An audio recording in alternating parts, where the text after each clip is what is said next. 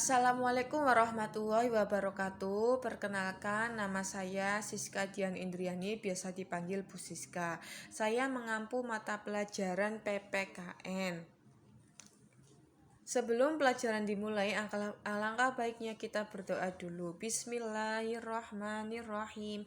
Raditu billahi robba, wabil islami dina, wabil muhammadin nabiyya wa rasulah. Rabbi zidni ilma, warzuqni fahma. Amin. Kita akan membahas 3 bab ya dalam materi kali ini. Perumusan dan penetapan Pancasila sebagai dasar negara. Tapi pertemuan kali ini yang dibahas cuma 1 bab saja, yaitu perumusan dan penetapan Pancasila sebagai dasar negara. Untuk menarik simpati bangsa Indonesia agar bersedia membantu Jepang pasca kekalahan menghadapi sekutu, maka Jepang berjanji memberikan kemerdekaan kepada bangsa Indonesia. Untuk memenuhi janjinya, Jepang membentuk Badan Penyelidik Usaha Persiapan Kemerdekaan Indonesia atau BPUPKI, dibentuk oleh Jepang pada tanggal 1 Maret 1945.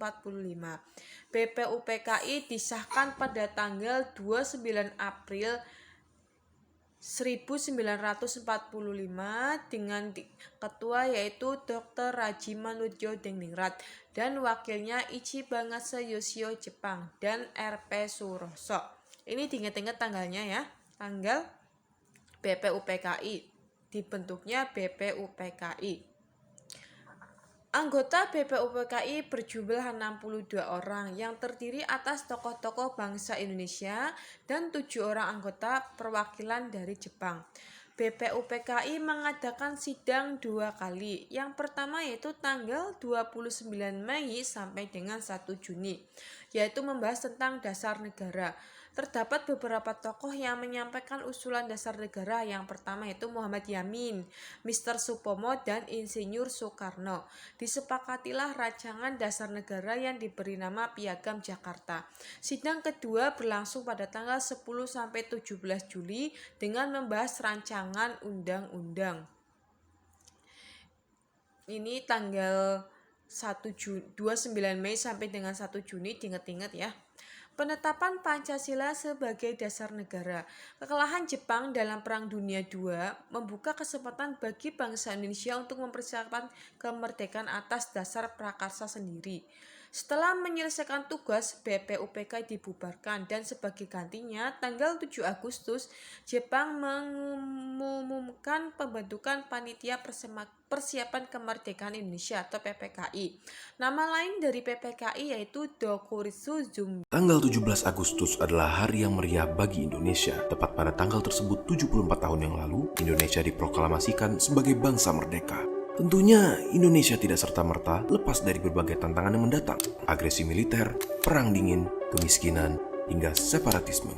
Namun, di tengah dera ombak masalah, bangsa ini masih tegak hingga sekarang. Hal ini hanya dimungkinkan karena dasar negara yang kuat, konsisten, dan diterima oleh masyarakatnya, yaitu Pancasila. Hingga sekarang, tidak ada sumber hukum atau filsafat dalam bernegara di Indonesia yang melebihi Pancasila. Hanya dengan dasar sejajarnya dengan Pancasila saja, sebuah peraturan dapat menjadi hukum. Dan atas dasar Pancasila, Indonesia dapat menentukan arah dari kepentingan nasionalnya. Mengingat pentingnya Pancasila sebagai dasar negara, apakah makna dari Pancasila menurut para bapak pendiri bangsa Indonesia? Dalam video kali ini, Hipotesa akan mengundang narasumber dari Geomedia untuk menambah wawasan kita tentang Pancasila.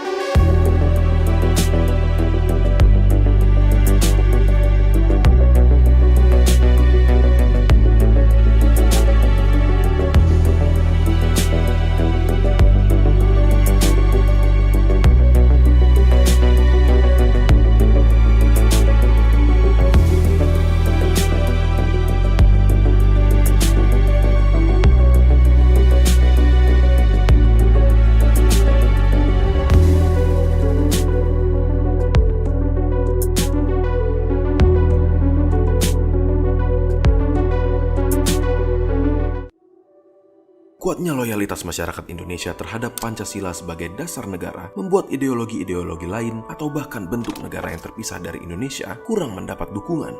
Alhasil, meskipun Indonesia tidak sekaya atau sekuat bangsa-bangsa lain pada masa kemerdekaannya, Republik Indonesia dapat bertahan menghadapi segala masalah. Gagasan mengenai dasar negara mulai dibicarakan pada tanggal 29 Mei 1945 ketika rapat BPUPKI dimulai. Tujuannya membahas dasar negara Indonesia yang merdeka. Berbagai tokoh pun mulai menyuarakan pendapatnya, namun belum ada persetujuan tentang dasar filsafat negara. Situasi dalam persidangan mulai berubah pada hari ketiga ketika Soekarno mendapat giliran untuk menyampaikan pendapatnya pada 1 Juni 1945. Faktanya, Soekarno telah menggumuli akan dasar sebuah negara semenjak tahun 1918. Beliau terinspirasi dari ideologi negara lain yang simple tapi berbobot, seperti San Minchu oleh Dr. Sun Yat-sen, histori materialisme dari Uni Soviet, bahkan Islam di Arab Saudi. Akan tetapi, menurut Soekarno, 5 dasar saja sudah cukup bagi Indonesia. Prinsip pertama adalah prinsip kebangsaan. Menurut Soekarno, Indonesia harus berdiri sebagai sebuah bangsa dalam negara. Soekarno mendasarkan bangsa ini berdasarkan tulisan dari Otto Bauer dan Ernest Renan bahwa bangsa adalah keinginan manusia untuk bersatu dan atas dasar persamaan nasib. Namun, persamaan untuk berkumpul atau persamaan nasib saja tidaklah cukup untuk Soekarno, karena bila demikian, setiap suku dan etnis yang beragam di Indonesia akan menyendiri dan membentuk bangsa mereka sendiri. Bangsa Indonesia tidak boleh hanya menjadi bangsa satu golongan saja, satu agama, atau satu ras saja, melainkan persatuan dari keseluruhan manusia di atas wilayah Indonesia. Pada bagian ini jugalah Soekarno mulai mengupas perbatasan wilayah Indonesia. Menurutnya, Indonesia memiliki batas alami, yakni seluruh daerah yang diapit oleh benua Asia dan Australia, dan Samudra Hindia dan Pasifik. Meskipun memiliki kebudayaan yang berbeda, semua masyarakat yang berada dalam wilayah tersebut adalah satu bangsa, yaitu bangsa Indonesia. Dan bangsa Indonesia, seperti bangsa-bangsa yang lain, adalah satu dalam kekeluargaan di seluruh dunia. Inilah yang mendasarkan prinsip kedua dari Soekarno, yaitu internasionalisme. Tidak cukup hanya dengan mencintai bangsa Indonesia, dasar negara Indonesia adalah kecintaannya pada perdamaian dunia. Internasionalisme yang dimaksud juga harus menitik beratkan pada kecintaan pada bangsa masing-masing. Dasar ketiga mengatur kehidupan masyarakat, yakni mufakat. Soekarno mempercayai bahwa mufakat adalah tradisi dari negara Indonesia. Maka dari itu, setiap golongan dari masyarakat yang memiliki pendapat berbeda harus diberikan platform untuk menyuarakan pendapatnya tanpa harus menghalangi atau melukai pihak lain. Masyarakat Indonesia yang merdeka juga harus memiliki kesejahteraan. Inilah prinsip keempat Soekarno, yakni keadilan sejahtera. Soekarno khawatir akan ketimpangan kekayaan yang merajalela akan membuat kemerdekaan Indonesia seolah-olah hanya menjadi kemerdekaan kelas masyarakat tertentu. Maka dari itu, Soekarno menganggap kemerdekaan tanpa kesejahteraan sebagai nihil. Dan prinsip kelima adalah ketuhanan.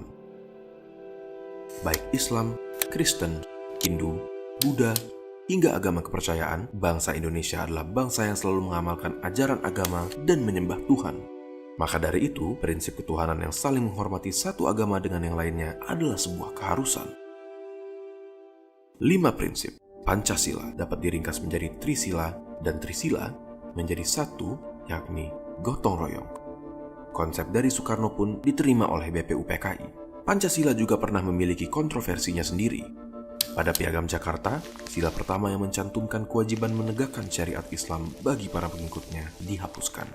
Awalnya, sila itu adalah suatu bentuk kompromi bagi kaum nasionalis dan religius. Pada 16 Juli 1945, Piagam Jakarta disahkan sebagai Mukadimah UUD 1945. Pada 18 Agustus 1945, beberapa tokoh bangsa mengadakan rapat non-formal untuk membahas kemungkinan pecahnya Indonesia karena keberatan akan sila pertama di Piagam Jakarta.